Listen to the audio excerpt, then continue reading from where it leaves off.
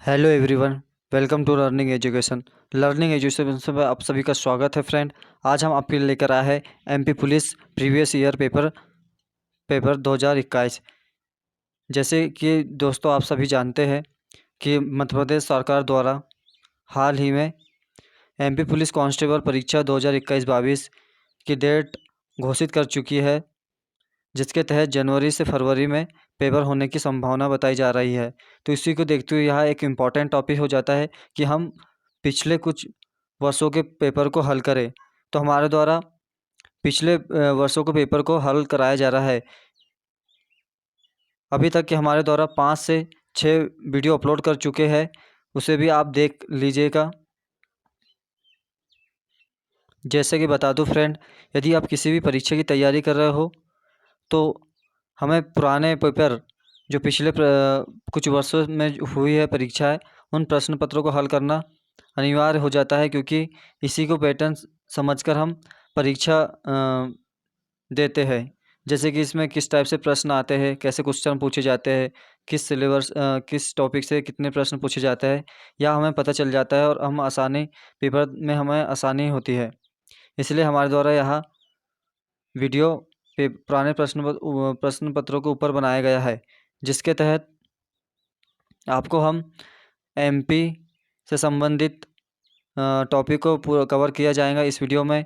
Polity, geography, history, इसमें current affair भी जोड़ा गया है।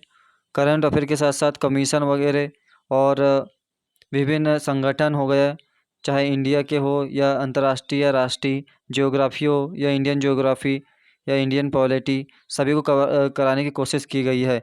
तो यह वीडियो पूरा देखिए, आपको यह वीडियो बहुत ही अच्छा लगेगा।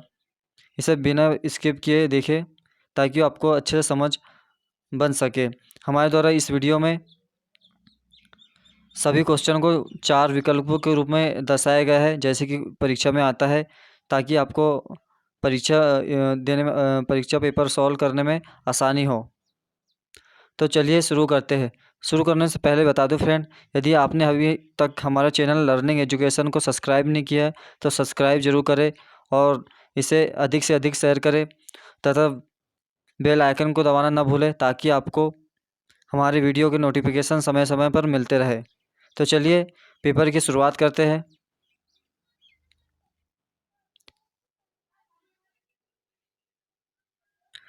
फर्स्ट क्वेश्चन है, भारत के किस प्रदेश में संत कबीर नगर एवं संत रविदास नगर जिले है? आपको बताना है ये 2 जिले कहाँ के हैं, किस राज्य से है। आपको बता दूं, आपको 2 सेकेंड का समय मिलेगा, इसमें आपको सही आंसर बताना होगा।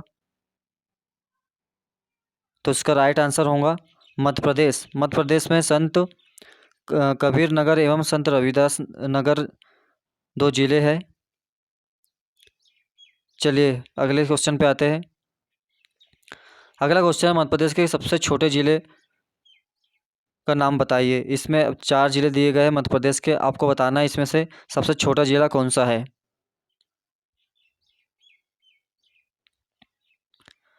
तो इसका राइट आंसर होगा फ्रेंड राजगढ़। राजगढ़ इन चारों ऑप्शन में से सबसे छोटा जिला है। वैसे देखा जाए तो मध्य प्रदेश का सबसे छोटा जिला, यदि वर्तमान की बात करें तो निवाड़ी सबसे छोटा जिला है, जो 1 अक्टूबर 2018 को मध्य प्रदेश का एमपी का 52वां जिला बना था। तो ये करंट टॉपिक भी है और 52वां जिला भी है, इसलिए यह इम्पोर्टेंट हो जाता है। एक नया जिला है निवाड़ी, यह टीकमगढ़ से अलग होकर बना गया था, जो कि बुंदेलखंड में स्थित है। और मध्य प्रदेश की यदि बात की जाए तो मध्य प्रदेश का अगर क्षेत्रफल के हिसाब से देखा जाए तो मध्य प्रदेश भारत का दूसरा राज्य है। यदि क्षेत्रफल में इसका क्षेत्रफल की बात करें 3,08,252 वर्ग किलोमीटर इसका क्षेत्रफल है। चलिए नेक्स्ट क्वेश्चन पे आते हैं। नेक्स्ट क्वेश्चन है, निम्नलिखित में से किन्हें भारत के उपराष्ट्रपति का पद नहीं संभाला? किसने उपराष्ट्रपति का पद नहीं संभाला? आपको इन 4 ऑप्शन में से बताना है। Doctor Zakir Hussain, S Radhakrishna, doctor Rajendra Prasad, Bhairon Singh Shekhawat. तो इसका राइट आंसर होगा फ्रेंड डॉक्टर राजेंद्र प्रसाद।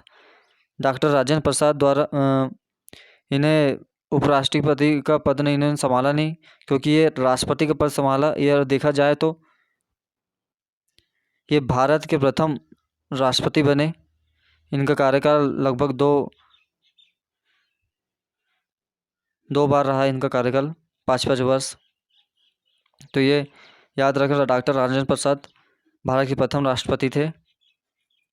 और इन देखा जाए तो जाकिर हुसैन और डॉक्टर एस राधाकृष्ण और भैरव सिंह शेखावत ये उपराष्ट्रपति पद पर रहे। और देखा जाए तो डॉक्टर एस राधाकृष्ण ये भारत के प्रथम उपराष्ट्रपति बने थे। तो ये याद रखना आप।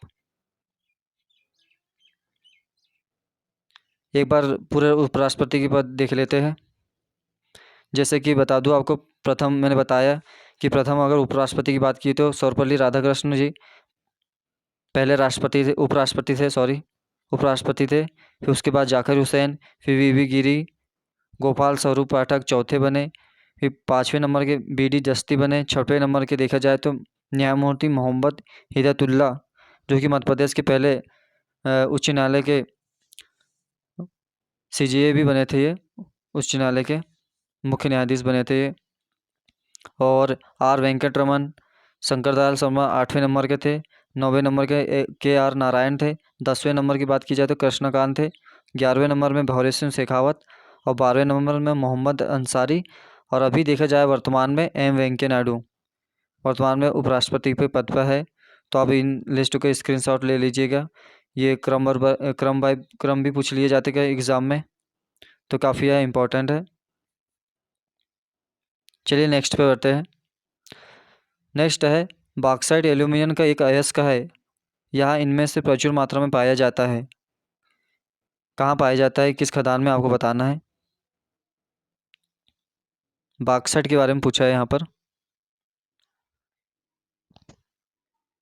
यदि बॉक्साइट की बात की जाए तो ये कटनी की खदान में पाया जाता है, ये जो कि मध्य प्रदेश में है। और ये जबलपुर के साइड में है कटनी। तो यहाँ पर बॉक्साइट पाया जाता है। अगर पन्ना में देखा तो पन्ने की खदान देखा जाए तो हीरे के लिए प्रसिद्ध है भारत में। हीरे के लिए प्रसिद्ध है मध्य प्रदेश में भी अगर देखा जाए तो पन्ना हीरे के लिए प्रसिद्ध है। बस्तर खदान ये छत्तीसगढ़ में स्थित है। दुर्ग भी छत्तीसगढ़ में ही है। चलिए नेक्स्ट। अगला क्वेश्चन है, लोकसभा चुनाव में उम्मीदवार बनने के लिए अनिवार्य आयु कम से कम कितनी होनी चाहिए, आपको बताना है। लोकसभा में ऐसे क्वेश्चन हर बार पॉलिटी से आई जाते हैं, राज्यसभा हो चाहे लोकसभा, राष्ट्रपति बनने के लिए। तो इसका राइट आंसर होगा 25 वर्ष। 25 वर्ष चाहिए यदि लोकसभा में चुनाव उम्मीदवार बनना है तो आपको। यदि राज्यसभा की बात की जाए तो राज्यसभा में 30 वर्ष। और राष्ट्रपति और उपराष्ट्रपति बनना है तो उसके लिए 35 वर्ष। 35 वर्ष। तो ये आप आयु याद रखना। लोकसभा के लिए आपको फिर से बता देता हूँ। लोकसभा के लिए 25 वर्ष, राज्यसभा के लिए 30 वर्ष और राष्ट्रपति और उपराष्ट्रपति के लिए 35 वर्ष। चलिए अगले बढ़ते हैं। आपको बताना है, मलखम्ब के विकास एवं संवर्धन में योगदान देने के लिए निम्नलिखित में से कौन सा पुरस्कार दिया जाता है। मलखम्ब के क्षेत्र में कौन सा पुरस्कार दिया जाता है। यदि मलखम्ब की बात की जाए तो दोस्तों, मलखम्ब मध्य प्रदेश का राष्ट्रीय खेल है। इसके विकास एवं संवर्धन में देखा जाए तो प्रभाष जोशी पुरस्कार दिया जाता है, जो कि 2013 से दिया जाने लगा है मलखम्ब के क्षेत्र में। ये एमपी का राजकीय खेल है। और उज्जैन में मध्य प्रदेश में अगर देखा जाए उज्जैन में तो मलखम्ब अकादमी यहाँ खोली जा रही है उज्जैन में। तो ये भी काफ़ी इम्पोर्टेंट है, आपको याद रखना चाहिए।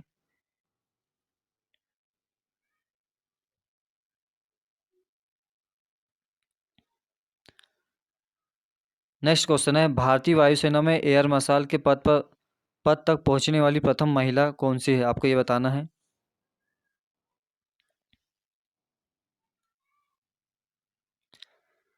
तो इसका राइट आंसर होगा पद्मा बंदोपाध्याय। ये जो है भारतीय सेना में एयर मार्शल के पद पर पहुंचने वाली भारत की प्रथम महिला है। अगला है, निम्नलिखित में से किसने बंगाल की रॉयल एशियाटिक सोसाइटी की स्थापना की थी? आपको बताना है।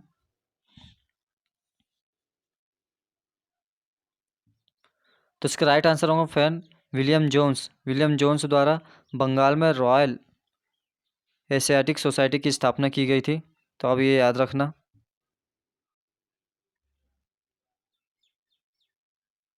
यदि लॉर्ड कॉर्नवालिस की बात की जाए तो इन्होंने शिक्षा के क्षेत्र में काफ़ी योगदान दिया।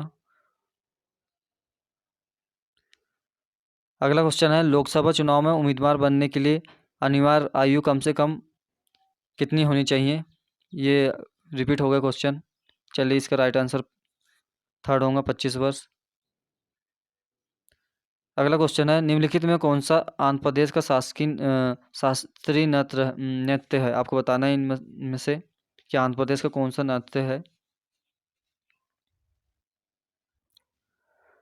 तो इसका राइट आंसर होगा फ्रेंड कुचिपुड़ी। कुचिपुड़ी आंध्र प्रदेश का शास्त्रीय नृत्य है, कुचिपुड़ी। यदि देखा जाए तो कथकली कर्नाटक का है और भारतनाट्यम तमिलनाडु तमिलनाडु तमिलनाडु का यहाँ शास्त्रीय नृत्य है। और ओडिसी ओडिशा में ओडिशा का है। चलिए, अगला क्वेश्चन है, भारत के किस संघ राज्य क्षेत्र में लिंग अनुपात सबसे कम है? आपको बताना है लिंग अनुपात सबसे कम है किस संघ शासित प्रदेश में है।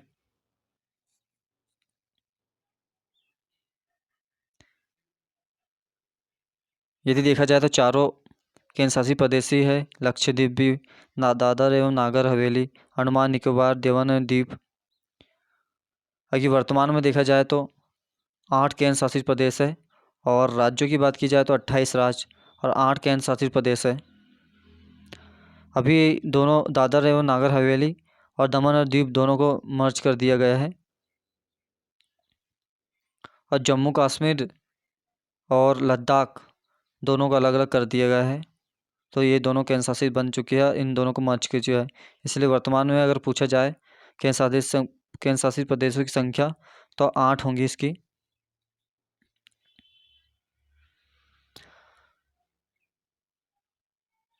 तो इसका राइट आंसर है, इसका राइट आंसर बता देता हूँ आपको। इसका राइट आंसर होगा दमन और दीव में सबसे कम लिंगानुपात है। चलिए अगला बढ़ते हैं। कुष्ठ रोगी के मध्य कौन सा भारतीय सामाजिक कार्यकर्ता अपने कार्य के लिए प्रसिद्ध है? आपको बता देना है कुष्ठ रोगी के लिए।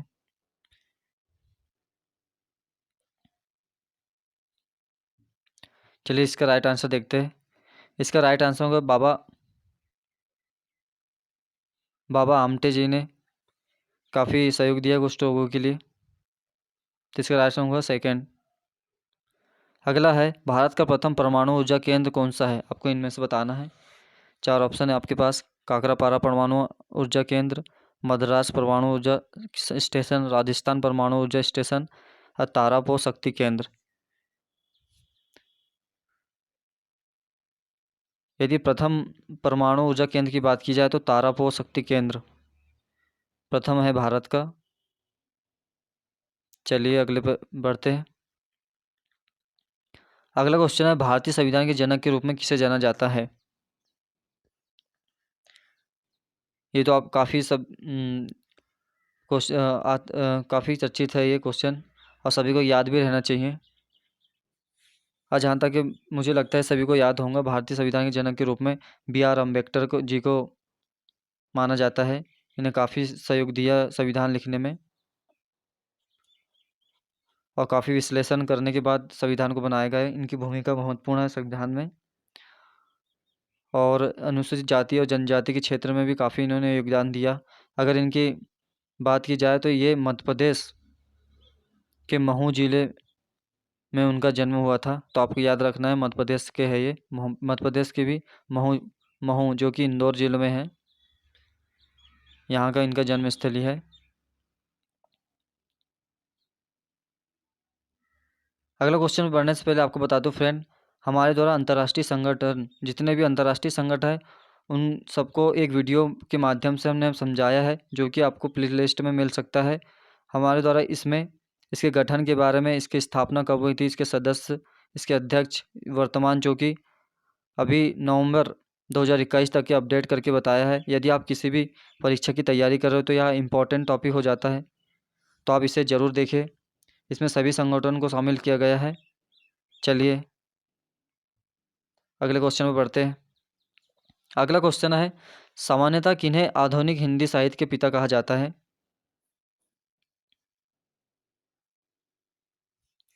तो इसका राइट आंसर होगा friend Bharatendu Harishchandra. Third number, Bharatendu Harishchandra को आधुनिक हिंदी साहित्य के पिता के रूप में जाना जाता है। यदि हिंदी दिवस की बात की जाए तो 14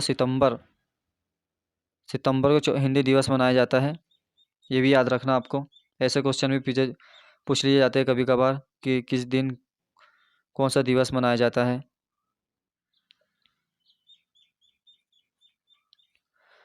अगला क्वेश्चन है, देश भर में परिवार न्यायालय की स्थापना के लिए किस वर्ष में परिवार न्यायालय अधिनियम बनाया गया? परिवार न्यायालय किस वर्ष में बनाया गया, आपको बताना है इस पर।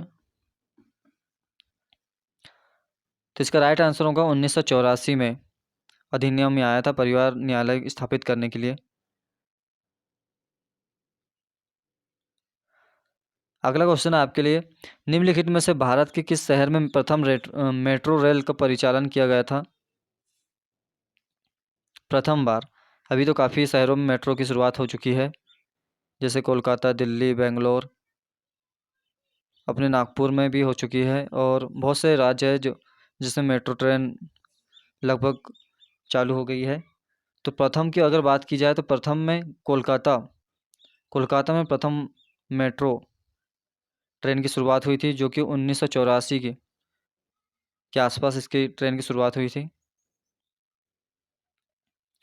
चलिए नेक्स्ट क्वेश्चन है, नसीर अमीउद्दीन डागर का एक विशाल थे, आपको बताना है इसमें से क्या है। थे उर्दू शायर थे, पेंटर थे, कव्वाली गायक थे, या ध्रुपद गायक थे?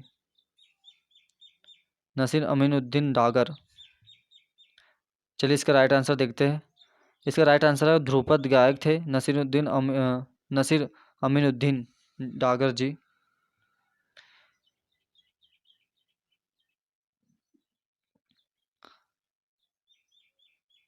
चलिए अगले क्वेश्चन में बताता हूँ। ये मध्य प्रदेश के कुछ हवाई अड्डे दिए गए हैं, आप इन्हें याद कर लीजिएगा। इस जैसे कि आप पूछ लिया जाता है कभी कभार क्वेश्चन कि मध्य प्रदेश में स्थित इंदौर हवाई अड्डे का नाम क्या है, ऐसे पूछ लिया जाता है, तो आपको याद रहना चाहिए देवी अहिल्याबाई हवाई अड्डा कहा जाता है, इनका नाम है। यदि मध्य प्रदेश में हवाई अड्डे की बात की जाए तो 5 मध्य प्रदेश में हवाई अड्डे हैं, जो कि इस तरह से देवी अहिल्याबाई हवाई अड्डा इंदौर में, दूसरा है राजा भोज हवाई अड्डा भोपाल में, तीसरा रानी दुर्गावती हवाई अड्डा जबलपुर में, और एक ग्वालियर में हवाई अड्डा है, और खजुराहो में हवाई अड्डा है। तो कुल मिलाकर 5 हवाई अड्डे है। ये पिछले वर्ष से ही देखा जाए तो MPPSC 2019 की परीक्षा में पूछ लिया गया था। इसमें ऐसा पूछा था किन शहरों में हवाई अड्डा नहीं है। इसमें से 3 क्वेश्चन सही दे दिए गए थे और एक गलत क्वेश्चन दिया था, तो आप इसे याद कर लेना। मध्य प्रदेश में कुल 5 हवाई अड्डे हैं। चलिए अगले क्वेश्चन में बढ़ते हैं। अगला है, गुलाब सागर बांध किस जिला में स्थित है? ये सभी ज़िले मध्य प्रदेश के हैं। आपको इनमें से बताना है कि किस ज़िले में गुलाब सागर बांध स्थित है। यदि गुलाब सागर बांध की बात की जाए तो ये सीधी जिला में स्थित है। सीधी जिले में स्थित है गुलाब सागर बांध। अगला क्वेश्चन है, किस प्रसिद्ध संस्थान के कुलपति ने हाल ही में राष्ट्रवाद को बढ़ावा देने के लिए परिषद में एक टैंक को प्रस्तुत करने का प्रस्ताव दिया है? आपको बताना है।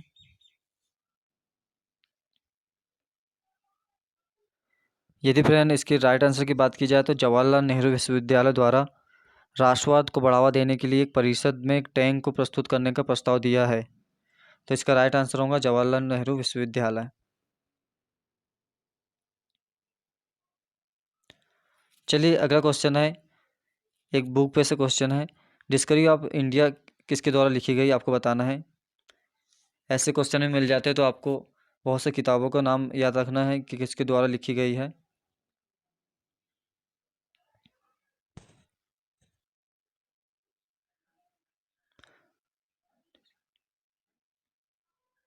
तो इसका राइट आंसर होगा फ्रेंड जवाहरलाल नेहरू। जवाहरलाल नेहरू द्वारा डिस्कवरी ऑफ इंडिया पुस्तक लिखी गई है। और एपीजे अब्दुल कलाम की बात की जाए तो ये हमारे राष्ट्रपति भी रहे हैं और इन्हें मिसाइल मैन के रूप में भी कहा जाता है। और देखा जाए तो इनके द्वारा इग्नाइटेड माइंड और अग्नि फायर ऑफ अग्नि ऐसे नाम की पुस्तक से पुस्तक इनके द्वारा लिखी गई है। चलिए अगले क्वेश्चन पे आते हैं। अगला क्वेश्चन है, भारत के द्वितीय राष्ट्रपति कौन थे? जैसे कि आपको मैंने बता दिया कि कभी कभार क्रम वाई क्वेश्चन भी पूछ लिया जाता है। जैसे आपको बताया था मैंने उपराष्ट्रपति के बारे में, तो आपको यहाँ बताना है कि भारत के द्वितीय राष्ट्रपति, द्वितीय क्रम के या दूसरे क्रम के राष्ट्रपति कौन थे? यदि इसके राइट आंसर की बात की जाए तो राधाकृष्ण, सर्वपल्ली राधाकृष्णन से थे जो द्वितीय क्रम के राष्ट्रपति थे। यदि पहले राष्ट्रपति की बात की जाए तो डॉक्टर राजेंद्र प्रसाद जी प्रथम राष्ट्रपति थे भारत के। द्वितीय एस राधाकृष्ण थे। और जाकिर हुसैन की बात की जाए तो यह चौथे क्रम के राष्ट्रपति थे। और वीवी गिरी थे 5वें नंबर के। और फ़रुखुद्दीन अहमद अली ये 6वें नंबर के राष्ट्रपति रहे। और नीलम सज्जी रेड्डी जी की बात की जाए, इनके बारे में कहा जाता है कि निर्विरोध निर्वाचित हुए थे, इनके पक्ष में कोई नहीं था राष्ट्रपति के रूप में। यदि वर्तमान राष्ट्रपति की बात की जाए तो अभी वर्तमान राष्ट्रपति है रामनाथ कोविंद जी। आपको बता देता हूँ, रामनाथ कोविंद जी भारत के वर्तमान राष्ट्रपति है। और ये 14वें क्रम के राष्ट्रपति जी है, 14वें क्रम के राष्ट्रपति है अभी।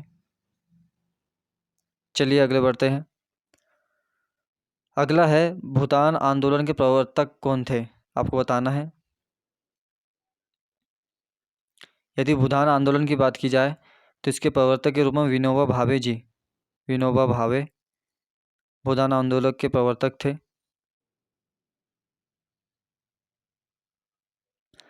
अगला क्वेश्चन है, अंतरिक्ष में जाने वाला पहला भारतीय कौन है? आपको बताना है।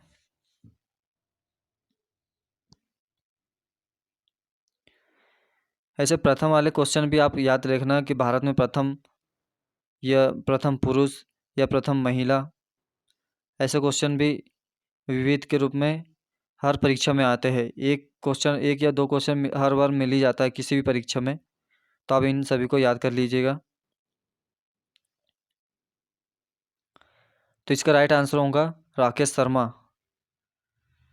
राकेश शर्मा है प्रथम भारतीय जो अंतरिक्ष में गए थे। जब ये अंतरिक्ष में गए थे, जब उस समय इंदिरा गांधी जी प्रधानमंत्री थी भारत में, तब उनसे पूछा गया था कि राकेश शर्मा जी से पूछा गया था इंदिरा गांधी द्वारा कि ऊपर से भारत कैसे दिखाई देता है। तो इन्होंने कहा था कि सारे जहाँ से अच्छा, इन्होंने कहा था राकेश शर्मा ने। तो ये याद रखना। कल्पना चावला की बात की जाए तो ये भी भारतीय मूल की अमेरिकी महिला थी। इनकी यदि मृत्यु की बात की जाए तो 2003 में इनका, ये जब आते वक्त ऊपर से जब आ रही थी तो इनका प्लेन पिघल गया था। सुनीता विलियम भी एक अंतरिक्ष यात्री है।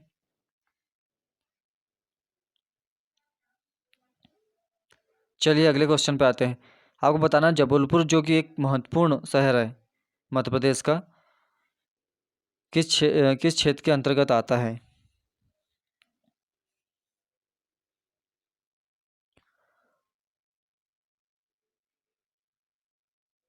यदि आप फ्रेंड एमपी की ही कुल सभी परीक्षाओं की तैयारी कर रहे हो तो ये आपको ये मध्य प्रदेश के सभी शहरों के नाम याद रखना पड़ेगा कि कितने ज़िले हैं, किस ओर है, दक्षिण पश्चिम पूर्व पश्चिम सबको आपको याद रखना पड़ेगा किस क्षेत्र के से आते हैं। तो आपको जबलपुर की बात करें तो जबलपुर महाकौशल से आता है, महाकौशल के अंतर्गत आता है जबलपुर, जो कि दक्षिण में है, दक्षिण पूर्व में स्थित है। यदि बुंदेलखंड की बात की जाए तो पन्ना, पन्ना वाला क्षेत्र ऊपर का, मध्य प्रदेश का ऊपर वाला क्षेत्र जो कि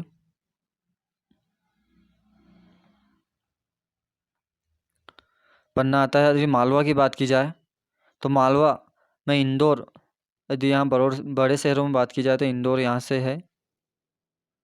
छोटा नागपुर पठार, ये छोटा नागपुर पठार तो ये झारखंड छत्तीसगढ़ वगैरह इसके इलाके में है, बाकी तीनों मध्य प्रदेश से है। चलिए अगले क्वेश्चन पे आते हैं।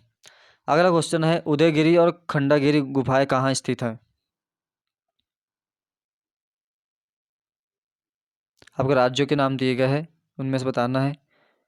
यदि उदयगिरी और खंडागिरी की बात की जाए तो उड़ीसा में है ये उदयगिरी और खंडागिरी। यदि मध्य प्रदेश में बात किया जाए तो उदयगिरी की गुफा जो कि जैन धर्म से संबंधित है, विदिशा में है। लगभग 5 से 6 जैन गुफा है मध्य प्रदेश में, मैंने पिछले वीडियो में बताया है। अब वो पिछले वीडियो आपने नहीं देखा है तो आप उसे देख सकते हैं। अगला क्वेश्चन है जाकिर हुसैन किस प्रसिद्ध तबला वादक के पुत्र है? आपको बताना है जाकिर हुसैन किस तबला वादक के पुत्र है। यदि जाकिर हुसैन की बात की जाए तो यह राष्ट्रपति भी रह चुके हैं, राष्ट्रपति और उपराष्ट्रपति दोनों रह चुके हैं। पहले मुस्लिम थे जो कि बने थे राष्ट्रपति, ये भी याद रखना आपको।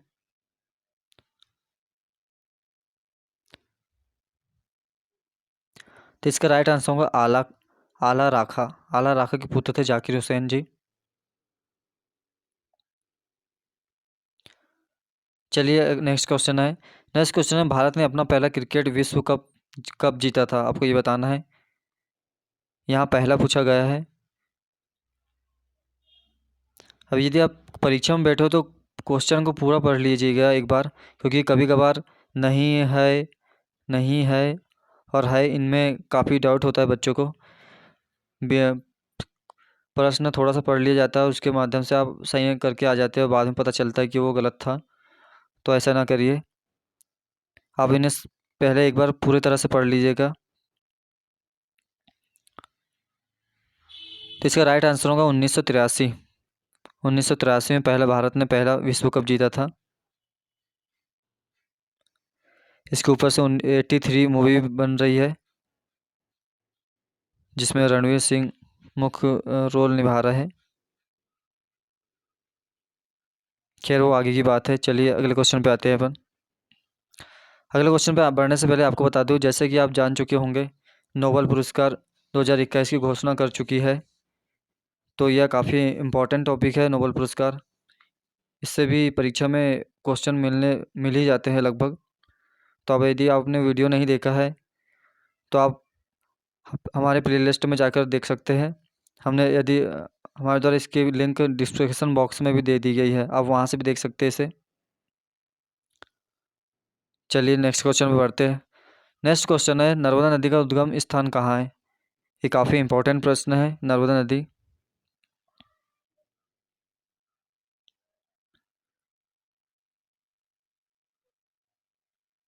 यदि नर्मदा नदी की बात की जाए तो यह अमरकंटक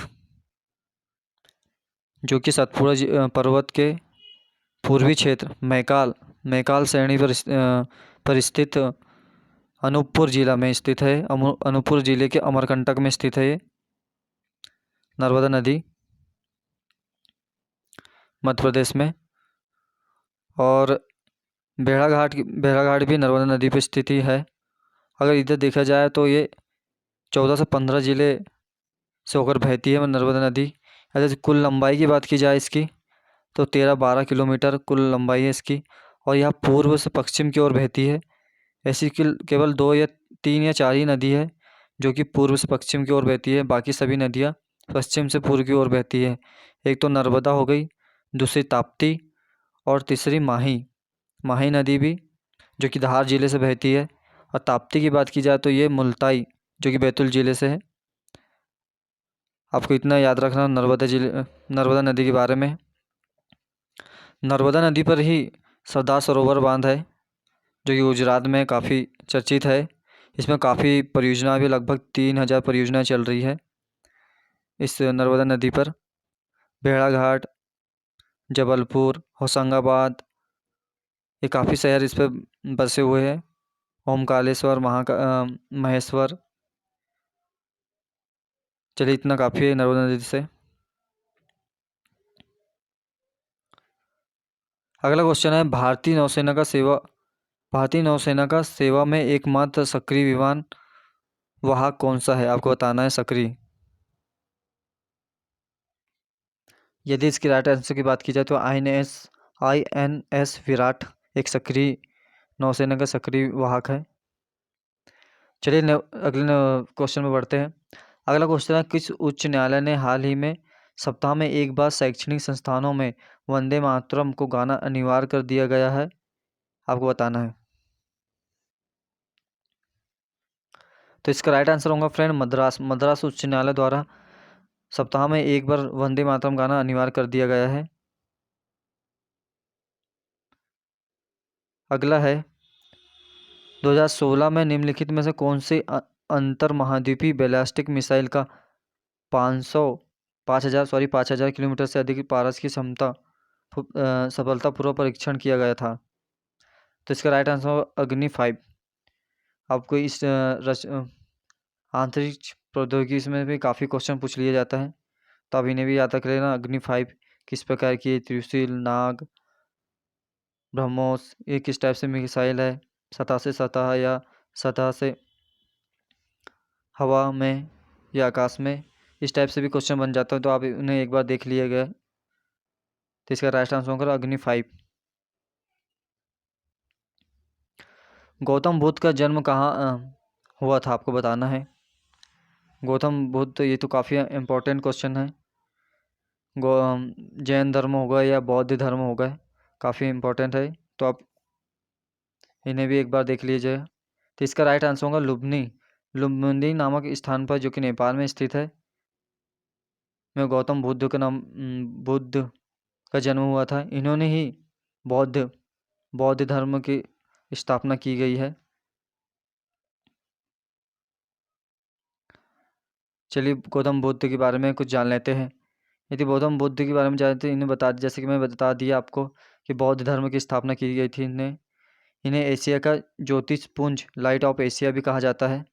इनका जन्म की बात की जाए तो 563 ईसा पूर्व इसका जन्म हुआ था, गौतम बुद्ध जी का। और इनका बचपन का नाम के देखा जाए तो सिद्धार्थ इनका बचपन का नाम था, और पत्नी यशोधरा थी। और यदि उनके पुत्र का बात की जाए तो इनके पुत्र राहुल नाम का पुत्र था एक। इन्हें ज्ञान की प्राप्ति निरंजना नदी, ये नदी के याद रखना, क्योंकि हर बार निरंजना नदी भी पूछ लिया था किस नदी के किनारे पे हुई थी। और पीपल वृक्ष, जिसे बोधि वृक्ष भी कहा जाता है, निरंजना नदी और पीपल के वृक्ष के नीचे इन्हें ज्ञान की प्राप्ति हुई थी। यदि इनकी मृत्यु की बात की जाए तो 483 ईसा पूर्व कुशीनारा जो कि उत्तर प्रदेश में है, इनकी यहाँ मृत्यु हो गई। जब ये घर छोड़ा था तो इन्हें महानिवारण उसे कहा महाभिनिचीकरण या महानिवारण कहा जाता है। चलिए इतना काफ़ी है। अगला क्वेश्चन है, गुजरात के मुख्यमंत्री कौन थे? आपको बताना है इनमें से गुजरात के मुख्यमंत्री कौन है।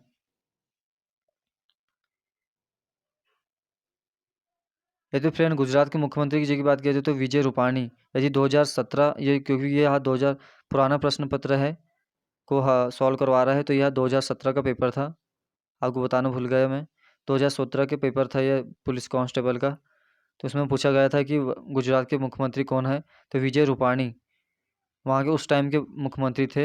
यदि अभी की बात की जाए तो भूपेंद्र पटेल, भूपेंद्र पटेल जी वहाँ के मुख्यमंत्री है। इन्हें हाल ही में अभी बने हैं ये। अगला क्वेश्चन है, ऊटी या कोडाई कनाल जैसी पहाड़िया स्थानों पर आप भारत के किस राज्य में आएंगे? यदि ऊटी या कड़ाई कनाल जैसी पहाड़ी पर आप गए हैं तो आप वो किस राज्य में है, आपको बताना है इसमें से।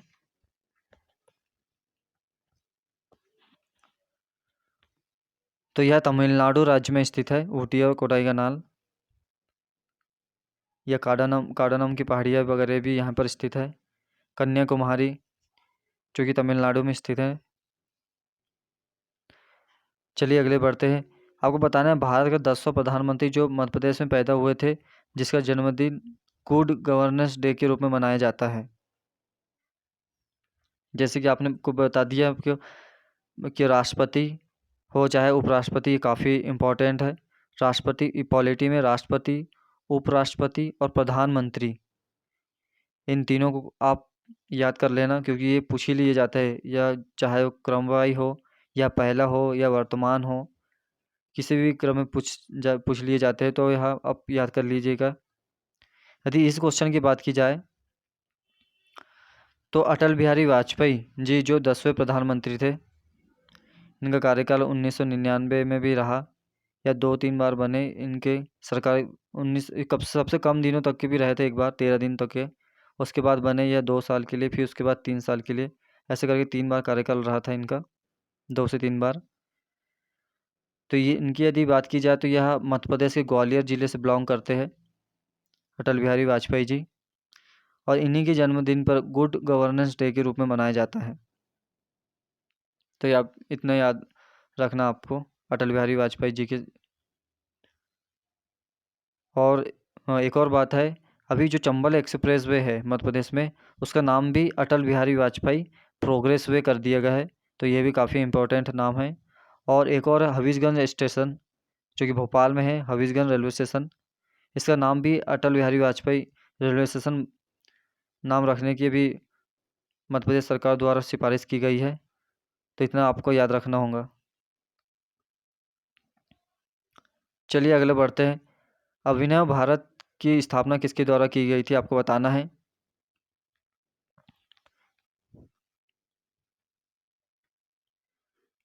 तो इसका राइट आंसर होगा वी.डी. सावरकर। वी.डी. सावरकर द्वारा अभिनव भारत की स्थापना की गई थी फ्रेंड। अगला क्वेश्चन है, एक सरकारी बैंक नोट मुद्रालय मध्य प्रदेश के किस स्थान पर स्थित है? बैंक नोट प्रेस जिसे कहा जाता है, आपको बताना है ये कहाँ स्थित है। यदि बैंक नोट प्रेस की बात की जाए तो यह मध्य प्रदेश के देवास जिले में स्थित है। इसकी स्थापना 1973-74 के आसपास हुई थी। जबलपुर में अगर देखा जाए तो जबलपुर गन गैरेज फैक्ट्री हो कि गन गैरेज फैक्ट्री है यहाँ पर। रक्षा मंत्रालय से संबंधित गन हो गए, गोला बारूद या फिर मिसाइल वगैरह यहाँ पर बनाई जाती है, तो ये याद रखना। झाबुआ जो कि मध्य प्रदेश का सबसे नहीं, अलीराजपुर और झाबुआ साथ में ही है ये। तो यहाँ पर अनुसूचित जनजाति भील वगैरह अधिक पाई जाती है, भील जनजाति, तो आपको याद रखना। अभी इन्हीं के ऊपर से एक क्वेश्चन आया था MPPSC 2020 में कि भूरी बाई है जो एक चित्रकला है से संबंधित है, वो झाबुआ के निवासी थी। तो ये भी याद रखना, भूरी बाई के संबंध चित्रकला से है।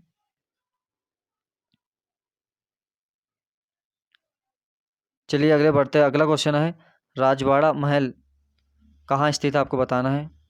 ये सभी मध्य प्रदेश के हैं।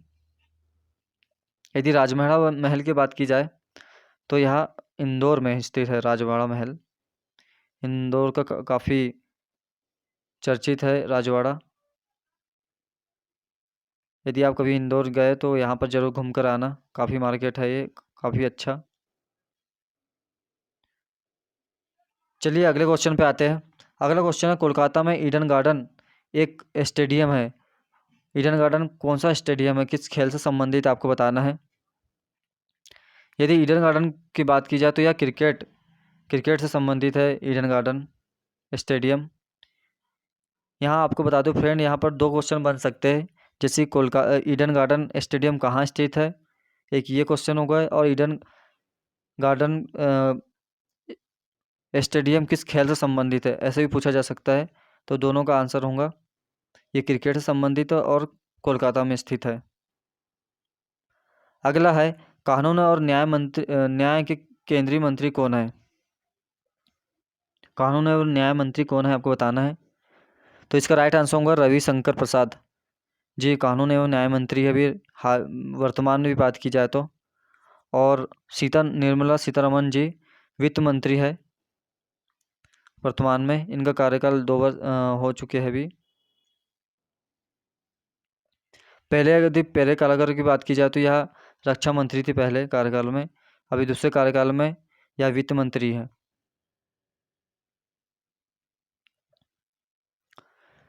चलिए आगे बढ़ते हैं। निम्नलिखित में से किस राज्य में ज्ञानदूत एक ई शासन परियोजना का प्रारंभ किया है। आपको बताना है ज्ञानदूत ई शासन परियोजना किस राज्य में शुरुआत की गई है इसकी। तो इसका राइट आंसर होगा मध्य प्रदेश। मध्य प्रदेश में ही ज्ञानदूत ई शासन परियोजना की शुरुआत की गई है।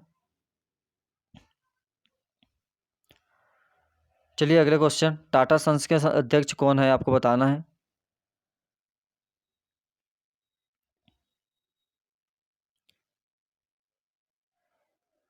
तो एन चंद्रशेखरन इसके अभी अध्यक्ष है वर्तमान में। यदि देखा जाए टाटा की बात है तो रतन टाटा जी इसके अभी इनके द्वारा चलाया जा रहा है टाटा कंपनी को, और इन्होंने स्थापना की थी रतन टाटा जी की। काफ़ी अच्छे व्यक्ति है रतन टाटा जी। यदि इनकी वर्तमान में बात की जाए तो एयर इंडिया को इन्हें खरीद लिया है अभी लगभग 1800 करोड़ रुपए में एयर इंडिया को इन्हें खरीद लिया है, ये भी याद रखना। अगले क्वेश्चन से पढ़ने से पहले आपको बता दूं फ्रेंड, हमारे द्वारा अब तक बदले गए शहरों के नाम हमने एक नामों का एक वीडियो बना दिया है। यदि आपने उस वीडियो को नहीं देखा तो आप प्लेलिस्ट में जाकर देख सकते हैं, या हमारे द्वारा इसकी डिस्क्रिप्शन बॉक्स में इसकी लिंक डाल दी गई है, आप वहाँ से भी इसे देख सकते हैं। जैसे कि आपको बता दें कि अभी प्राचीन नाम और नए नाम के बारे में भी पूछ लिया जाता है कभी कभार क्वेश्चनों में, कि इसका पुराना नाम क्या था। जैसे कि नीरज चोपड़ा स्टेडियम किसे बोला जाता है, काकोरी कांड का नाम क्या रखा गया है, नर्मदापुरम किस जिले संभाग का नाम रखा गया है। तो ऐसे क्वेश्चन में पूछ लिए जाते हैं, तो आप उस वीडियो को ज़रूर देखिए एक बार। चलिए अगले बढ़ते हैं। अगला है निम्नलिखित में किस संघ शासित प्रदेश में एक मुख्यमंत्री है। ये सभी केंद्र शासित प्रदेश दिए गए हैं, इनमें से आपको बताना है कि इनमें से किस केंद्र शासित प्रदेश में मुख्यमंत्री होता है। बाकी जगह प्रशासक कहे या तो केंद्र सरकार द्वारा इनका संचालन किया जाता है। तो इसके राइट आंसर की बात की जाए तो पांडिचेरी या पुडुचेरी जिसे कहा जाता है, यहाँ पर मुख्यमंत्री होता है सीएम, बाकी जगह पर केंद्र सरकार इनका चलाती है। एक पुडुचेरी और दिल्ली ऐसे 2 केंद्र शासित प्रदेश है जहाँ पर सीएम होते हैं। अभी वर्तमान में देखा जाए तो 8 केंद्र शासित प्रदेश है। अगले क्वेश्चन पे आते हैं। अगला क्वेश्चन है सुप्रीम कोर्ट द्वारा अदालत की अवमानना के लिए दोषी ठहराया जाने वाला उच्च न्यायालय का पहला न्यायाधीश कौन है।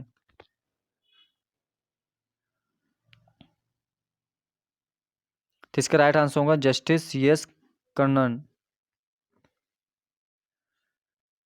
अगला क्वेश्चन है भारत में सबसे लंबी उपनदी कौन सी है। यहाँ उपनदी पूछा गया है, ना कि भारत की सबसे लंबी नदी के बारे में पूछा गया है। उपनदी के बारे में पूछा गया है ये क्वेश्चन। आप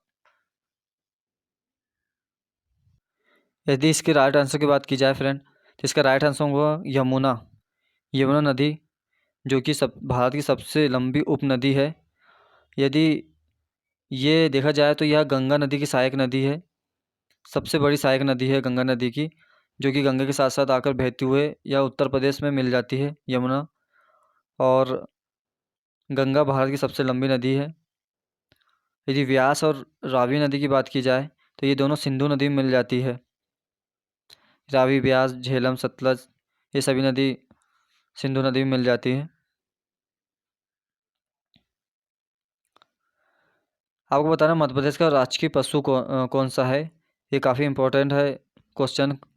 मध्य प्रदेश का राजकीय पशु हो गया, राजकीय पुष्प हो गया, ऐसे क्वेश्चन में मध्य प्रदेश में अक्सर पूछ ही लिए जाते हैं। तो आपको बताना है इनमें से राजकीय पशु कौन सा है। तो इसका राइट आंसर होगा फ्रेंड बारहसिंगा। बारहसिंगा इसका राइट आंसर है, मध्य प्रदेश का राजकीय पशु है। और ये जो कि भेड़री भेड़री प्रजाति का है ये। इसका वैज्ञानिक नाम की बात की जाए तो रुडवस डुबाउसेली इसका नाम वैज्ञानिक नाम है। और यहाँ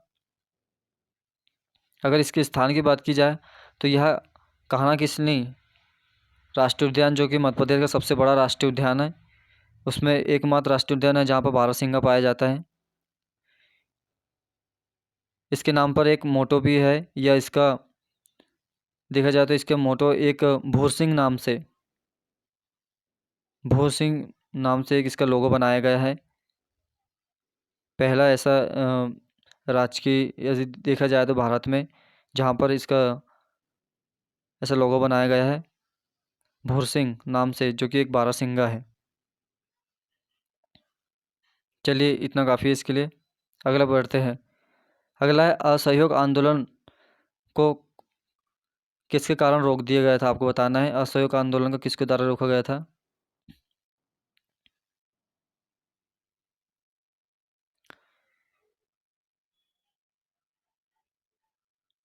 तो इसका राइट आंसर होगा फ्रेंड चोरा चोरी की घटना।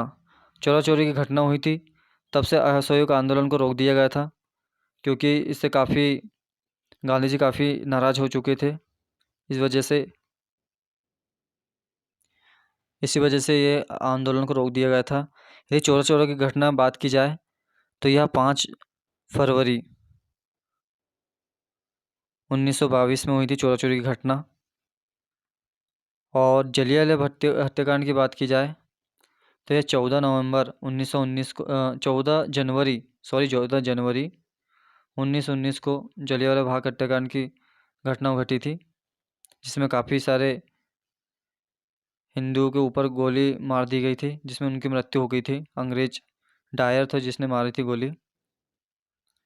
पूना संधि की बात की जाए तो यह गांधी और डॉक्टर अम्बेडकर के बीच हुई थी 1931-32 में। गांधी इरविन समझौता भी हुआ था शायद 1932 में हुआ था ये भी। तो ये याद रखना आपको इतने। अगला है हमारे राष्ट्रीय झंडे के रंग किस क्रम में है। आपको बताना है कि हमारा राष्ट्रीय झंडा तिरंगा किस क्रम में रंग है, आपको बताना है।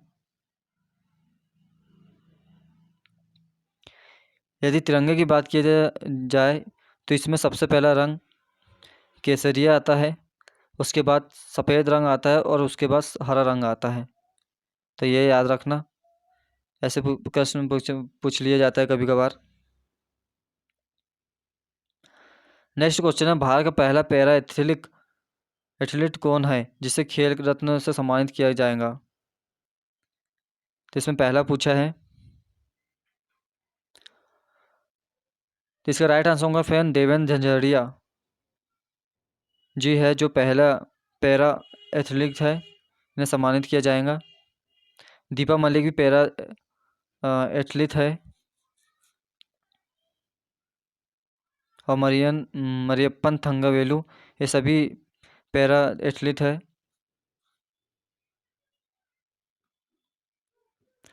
चलिए नेक्स्ट क्वेश्चन पे आते हैं। नेक्स्ट क्वेश्चन है भारत के 45वें मुख्य न्यायाधीश के रूप में जीतने के लिए किसकी सिफारिश जस्टिस एस खेहर द्वारा की गई थी। 45वें राष्ट्रपति के रूप में आपको बताना है।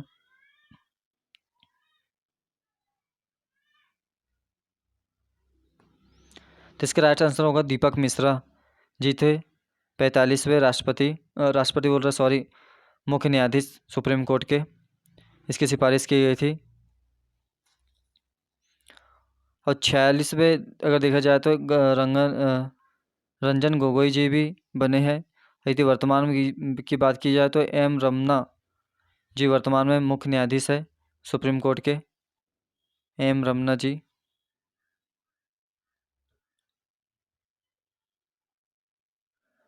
तो फ्रेंड, कैसा लगा आपको यह वीडियो?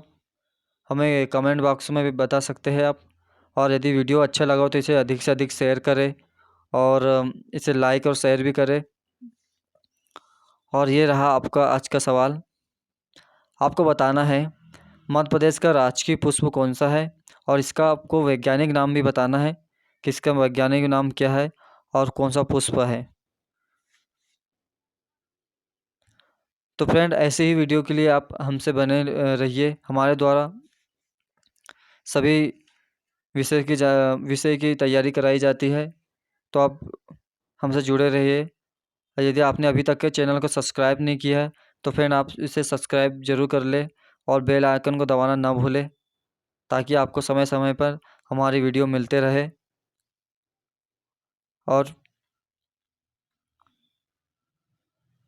वीडियो देखने के लिए धन्यवाद। Thank you. Good bye.